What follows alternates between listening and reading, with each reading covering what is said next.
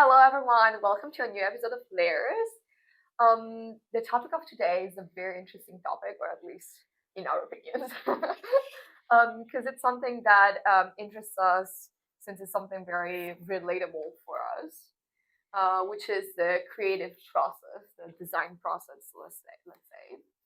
And I would start with a question that we both ask ourselves while researching, because we need a little bit of research for today's episode to be a little bit prepared.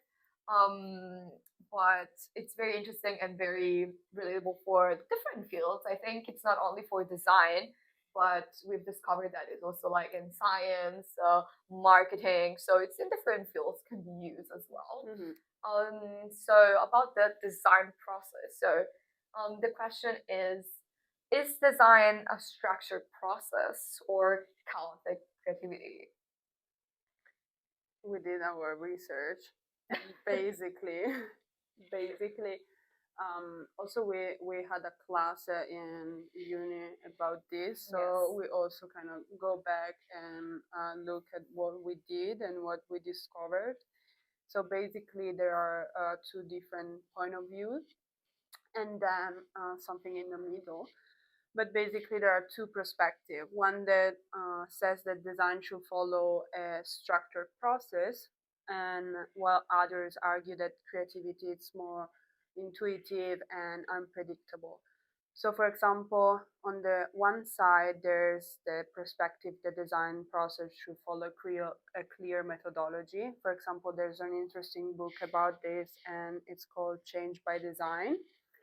And in the book, there are five main stages that you have to follow while you're designing, and it helps you to create a strong project at the end that is coherent from the start till the end. And the second perspective, it's more about, it's not, there's not like a strict steps that you have to follow, but it's kind of more an ongoing conversation between you and your project. And for example, an interesting book about this is, it's a little bit old, but it's still interesting. It's The Reflective Practitioner.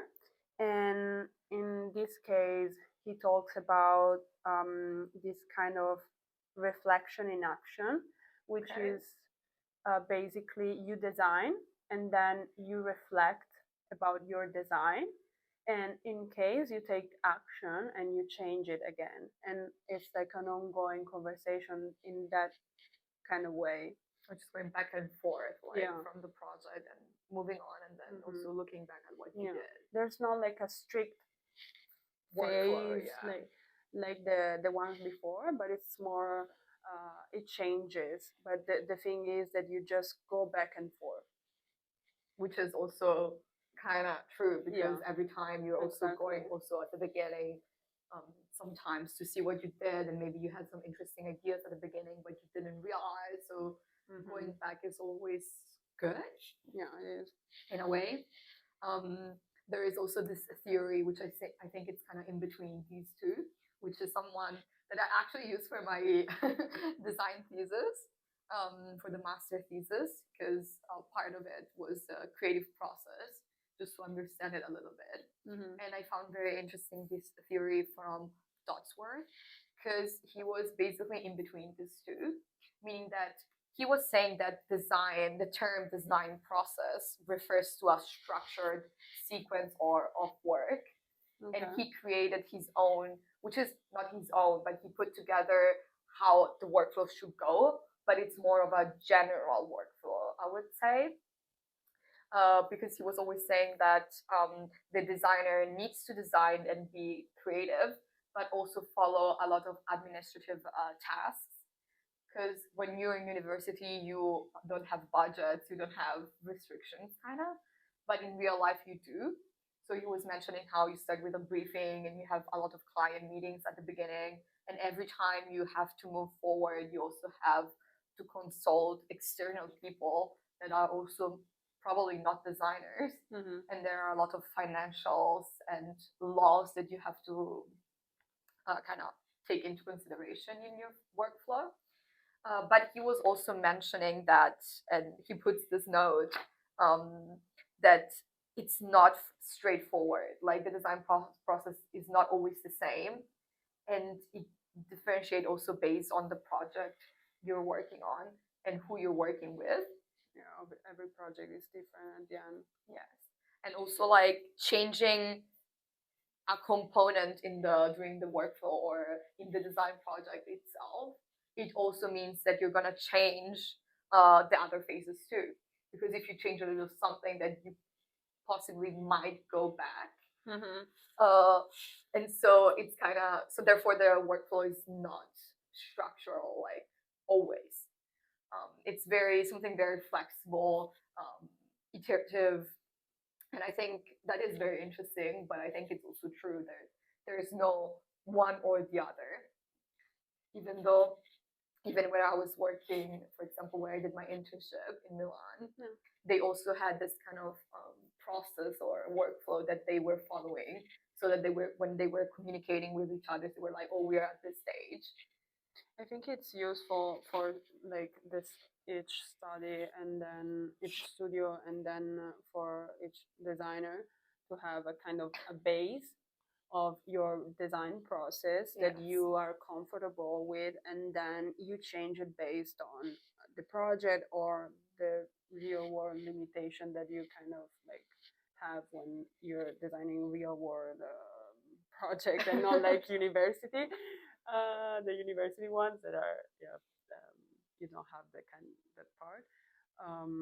There's a lot of confrontation as well, which is mentioned, because most of the times when you work on a creative project, you're not working alone. Mm-hmm. So you also need to consider that other people might have different ways of working as well. So it's very important to take that into consideration. Even so, we did some research, and there are some phases in the design process that need to take care. And I actually wrote down what, because while we were researching, we saw that there are 4 main stages, but then we thought to kind of create a little bit our own, not our own, but a more selected one, because 4 phases in general, it could work, but I think there are a little bit more. It's too general. Mm-hmm. Because in the general one, there is preparation, which someone was referring it as you are the student. Okay. The incubation, which is like the wanderer, so you're starting to wander and doing things. Then there is the light, illuminate, when you have the illumination, and then the scientist, which is the verification, and it's the last phase. But I think we've come up with the, I would say, a more detailed design process, which is usually general, and we put together both point of views. Yeah, it's a mix between that and I think Tim Brown, the one that I mentioned before. I think it's a mix between the two. Yes. With some additions. Yes, because this one is to like 1, 2, 3, 4. Yeah. But I think there are usually a little bit more phases. Mm-hmm. This is too broad. Yeah. So, I don't know if the first that we decided is the first stage. The first stage is empathize, which is basically the research phase where you start doing your research, and also based on your project and what you're doing, it could be about the users, it could be about the context, it kind of depends on the project that you're doing, but basically it's when you're starting to doing research and understand what's the issue, the intention that you have. You kind of starting to ask yourself questions. Exactly. And I would mention that I found another book that it's interesting. Okay. That it's The Design of Everyday Things. Okay. Oh, I know. Yeah, it's famous. It's famous, but it says that basically, usually designers focus too much on aesthetic. Well, it's really important to focus on the users that are actually like using your products or your spaces, Exactly. it's fundamental. So I think in this phase you actually have to focus on the people you're designing for. Yeah, I think research is sometimes by a lot of people, and especially in studios when they want things to be a little bit quicker, Mm-hmm. it's very underestimated because a good research could bring to a very on point project Yeah. because it brings you directly where you want to go and tailor specifically for, as you were saying, the user of the space, which is at the end the main goal, Yeah. probably because, or of an object, or of, I don't know, even for marketing, not marketing, but advertisement where they use a lot of set design. Like you need to decide the target as well, which brings us also to the next step, which is define. So we have empathize and then define, which is define the goal or your problem. Sometimes a lot of things a lot of projects start because there is a main problem, an issue that you want to solve. Mm-hmm. So it's kind of the phase of deciding your design intention Yeah. to then actually start With the design. with the design. In the design phase, I will say that the most important part, that then it's like the heart of the project, is the concept. Yes, it takes also the most time probably. And it's what I noticed, like I learned through experience while designing in different projects, that actually if you spend a lot of time on research and concept development, it what really makes your project strong. Yes. And if it's clear, then it kind of guides all the next phases that the design process has. Mhm. So then everything follows logically after the concept. Yeah, I think like this phase probably, like talking from our experience, is probably our favorite. Yeah. Like because it's like you have your research done, so you can kind of explore your creativity as well. It's where your creativity can actually like Explore. go wild. Yeah. Yes, because it's the phase where you start drawing diagrams.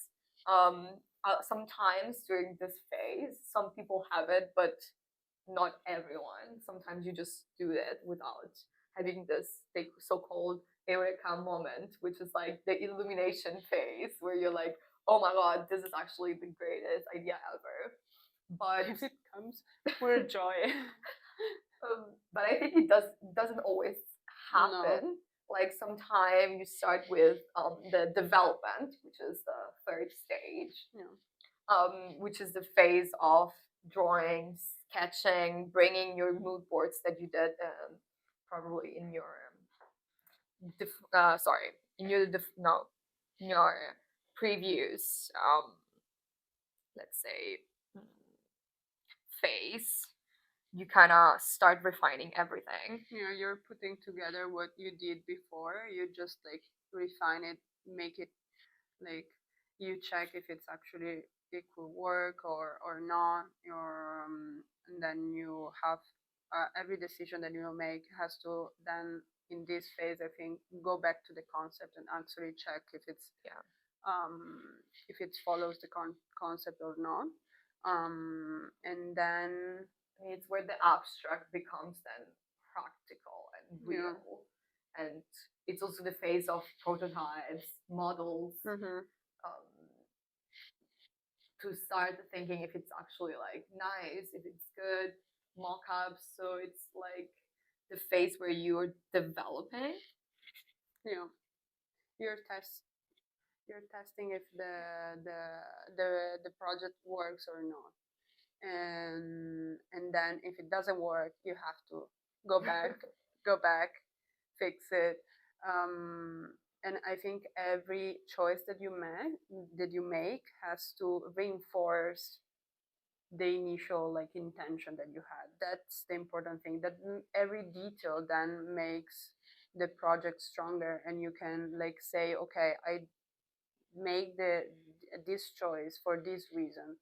Like you need to be able to explain why you chose this, that, whatever. So you are sure, and then your project is coherent through the start till the end. Exactly. So it's important, as we were saying before with the theories, to go back and look at what you did also at the beginning. So that then in the implementation phase, Yeah. You can go back, see, as you said, like check what works, what doesn't, improve what doesn't work, so that then you can start finalizing the project. Which brings us to the final phase, that is conclusion. So everything comes together, and it's supposed to be where it's supposed to everything be like perfect. Yeah, kind of perfect, way. or Yeah. realize like it's when like the project is done.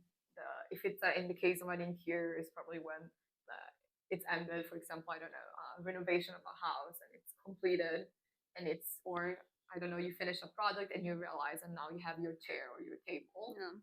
And it's when then you start taking photographs or starting doing the marketing, and it's actually the space or the product or whatever you're designing is being used. So at the end we have what, 6 phases? 6 phases. More? Yeah. 1, 2, 3, 4, 5, 6. Yes. If you count the Eureka moment, really 7. But so just to recap them, we have empathize, define, design, development, implementation, and conclusion. Yay!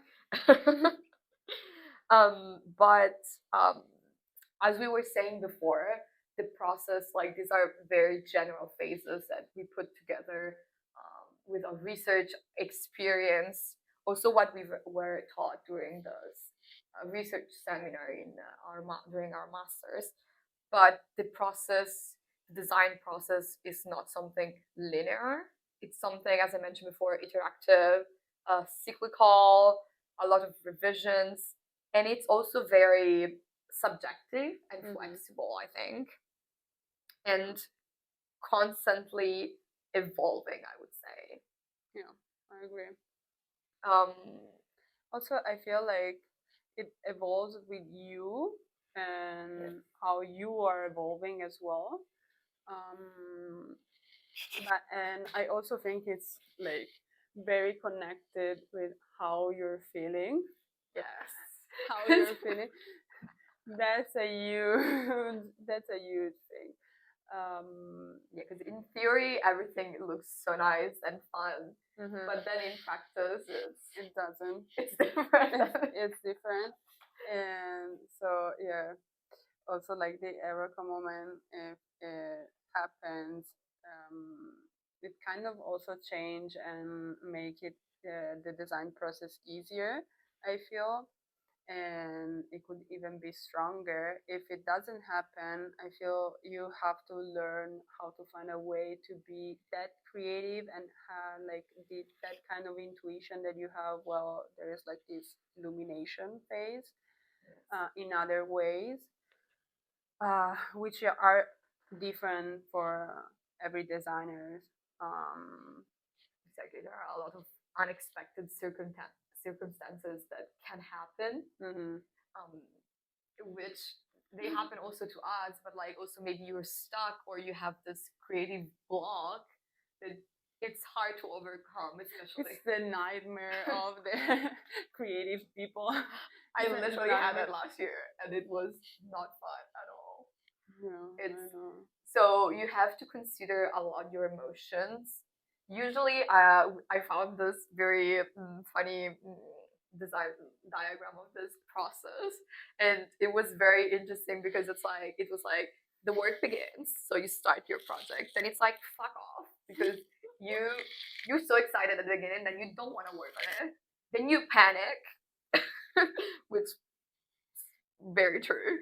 Then it's like because you have a deadline, there's all the work while trying. And then obviously there's that's true. That's true. I feel like the end, while you're like close to the end, is the worst. It's the worst because you just feel like you have done nothing and you have to rush. And everything goes wrong in that moment. Like before, everything goes smoothly, and And then when you like actually arrive close to the conclusion, everything goes wrong and you panic and you're crying and desperation. That's what happened to us with our master thesis. We were almost done with the thesis. We were ready. We had all our materials, or the project was basically done. Mm-hmm. It was just a matter of like the models, the final models, the final booklet. We had to deliver a booklet. Putting everything together. Exactly, for presentation. Yeah. And we ordered some books from Italy because I knew the guy who was printing them, and it was really good print shop. But then there were so many problems with the files, and then the delivery, the DHL not delivering, not even For the first time, late. The DHL late for the first time. even with the No, no. express shipment. Yeah. I think But I think the problem was me. I bring bad luck. no, I swear that never happened to me, and I was just devastated because you've worked for all these months, and then like you want the presentation to go well. Mm-hmm. And then you pay a lot of money for it. So Oh my god, the money we paid, and then someone broke the laser cutting machine at uni. never happened in 2 years, and then it happened right before our appointment. So it was crazy. Extra money to pay for laser cutting for the models because yeah, I don't know, someone didn't know how to use the laser cut and it fucked off the whole system and stuff. And Yeah. I think so. If you ever use the laser cut and don't know how to use it, please ask for help. No, it's very important. Like there's nothing bad. I'm so scared that I always ask, at least at the beginning, the first time that I'm going there. Can you just stay here and watch what I'm doing so that there's someone? I don't want to. Like You're fired. It's a super expensive machine. Like, Yeah, it is. and we had just one for the whole university, so that was also like not very good. I must say. I think they should buy another one. At least another one. Like having 2 laser cutting machine would be ideal. Also for the numbers of students that they had, always like it was crazy to book an appointment for the laser cutting during the finals. Yes, because it's also you have just half an hour per day per student. It was So- the most stressful thing I ever experienced. Doing the models. Doing the model. Yeah, the models probably were no, okay. I enjoyed doing them at the end, but they're always so stressful because with the limited time of 30 minutes to laser cut, and laser cutting is like probably the best machine you can use for models because at the end the lines are like, but you have to prepare all the files and stuff, but then everything is cut perfectly and you just have to kind of assemble it as a puzzle, which is really lovely. But 30 minutes, like probably the first 10-15 minutes are just to set up the files on the computer, and then you have just 15 minutes to print, which is really It's insane. not enough. It's not enough. But so a lot of things can go wrong. Yeah, it could be or you, like emotionally speaking, or it could be the outside problems that can like That is unexpected. unexpected. Yeah. Yeah, I think emotions are something that is very interesting for design as well, because at the end, what everything you're doing, it's something that you also take personally. And if you are influenced or you're not doing well emotionally or mentally, it's also influencing your design process and how you work. And sometimes, like, you don't even know you're so lost that you don't know where to touch, like how to continue your project, and you're just like lost. So in theory, or the workflow is super nice, but in practice, it's not. It's yeah, I think I really believe that emotions guide your creativity and make and it's what makes it the project really good. If you have like the strongest the emotions are, the strongest the project is. Like That is true. I believe. Maybe it's not, maybe, but for me, at least it's like that. I agree with that though. I think it's true. Like if you feel very passionate about it, also your way of thinking it's different than, oh, I don't like this. You can say it. At the end, you can say if it's really something that you're passionate about, and so your emotions are strong about it. You can see it at the end how the project is developed. So yeah, I think I remember the first year of the master's like design project. I liked it, but I wasn't super enthusiastic about it because it was a lot more architectural than interior design, and I wasn't enjoying it too much. So I was working on other things, and that was literally like my least favorite thing to work on. So literally, like my happiness was based on the design project I was working on. Which is very difficult to work on something if you're not liking it 100%. But then you have to still do the work and bring it home. You know what I mean? It's so difficult. But I think it's also interesting to see how everyone has their own process. Their own process. I think the class in Mars, that's how it was called. Mars. Yeah, because it was a research design seminar, so it was at Mars, which was kind of a cute name. But it was very interesting in the research seminar.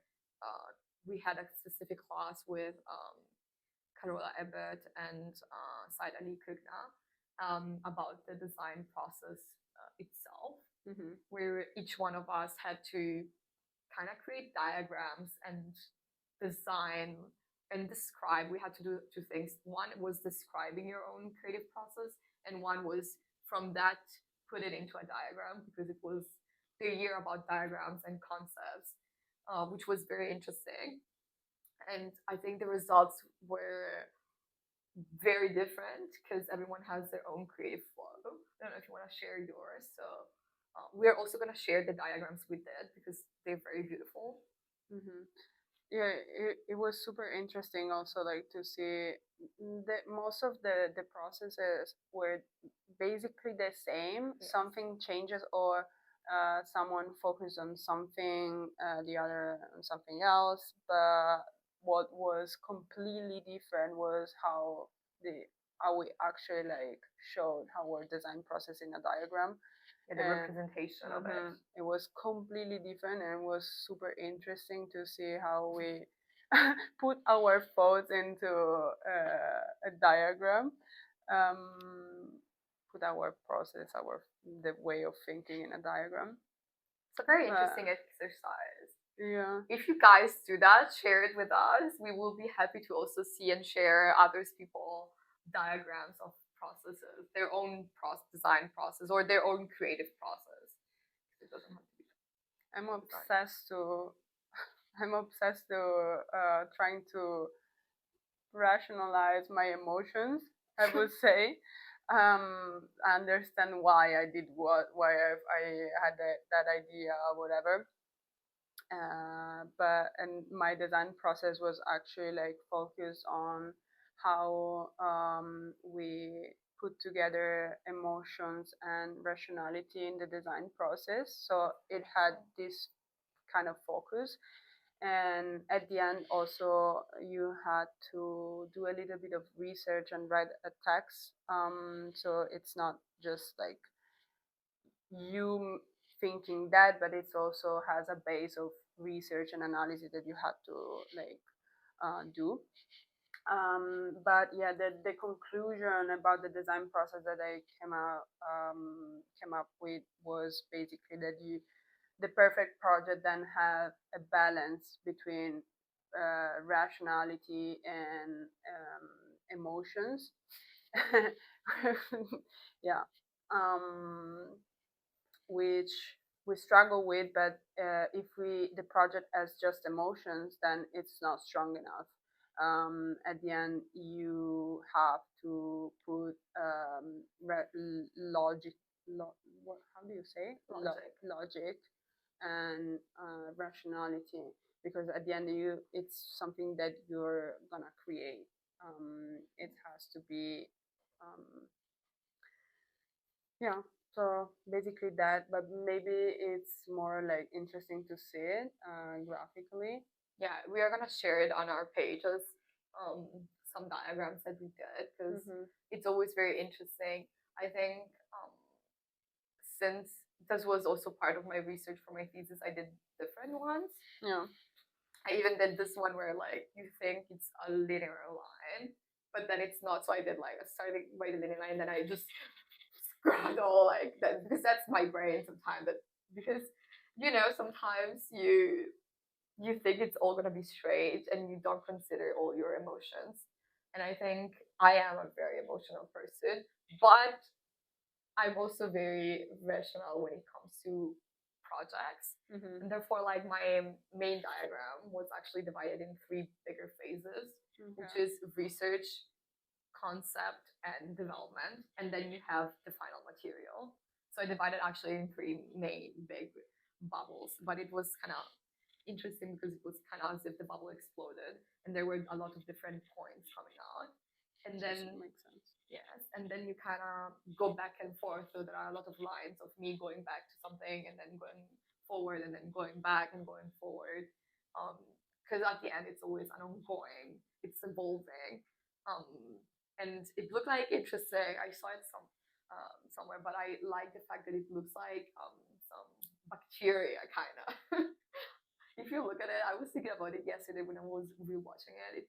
They kind of look like different bacteria because they have like the bubble in the middle, and then they have like this ramification with other little I things. think mine is similar. Mine not like a bacteria, but it's. I feel like it's similar. It was more like like a computer code vibe with the bubbles, bacteria and computer code. Infected inside. Maybe one is infected digitally, and the other one is infected like physically. The bacteria, physical, the code is more like. But I think it was very interesting to me. I think I'm gonna be repetitive today, but um, the theory of the workflow is very different from the practice, and at the end, everyone has their own process. But even if you do have your own process, it's always changing, and sometimes it doesn't go as you planned. You have to be a little like flexible and adaptable, and you have to be able really to find solutions quick. And um, yeah, and it's important to find a way to stay creative even if you don't have the eureka moment. I feel like that's if you're stuck a little bit. Mm-hmm.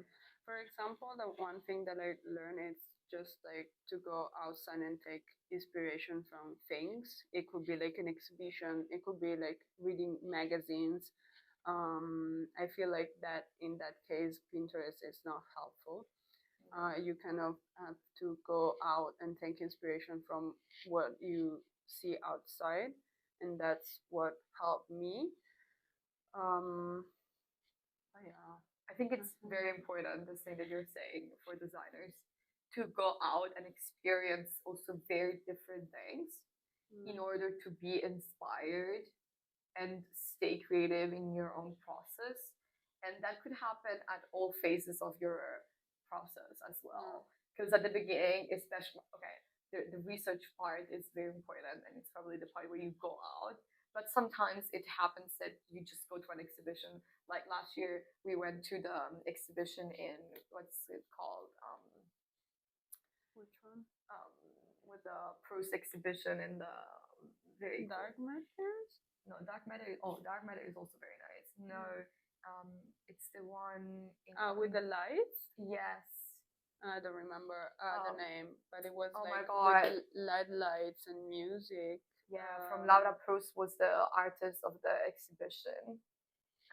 Laura Proust. Yeah, because I use it for my thesis because it was unexpected, but they give you like this folder at the beginning of every exhibition. Wait, it was the mix between science and. It was the one we went with. Edo was here as well. Yeah, no, yeah. So it wasn't the one with the. There were lights. Yeah, but it was a lighting exhibition.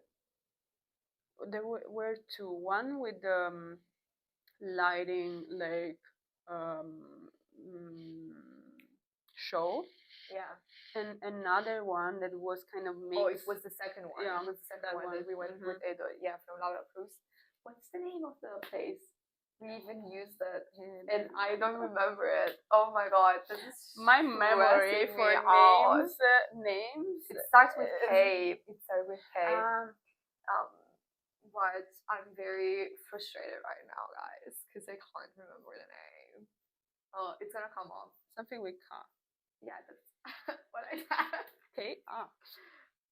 Kraftwerk. Kraftwerk Berlin. Thank you. See? Kraftwerk.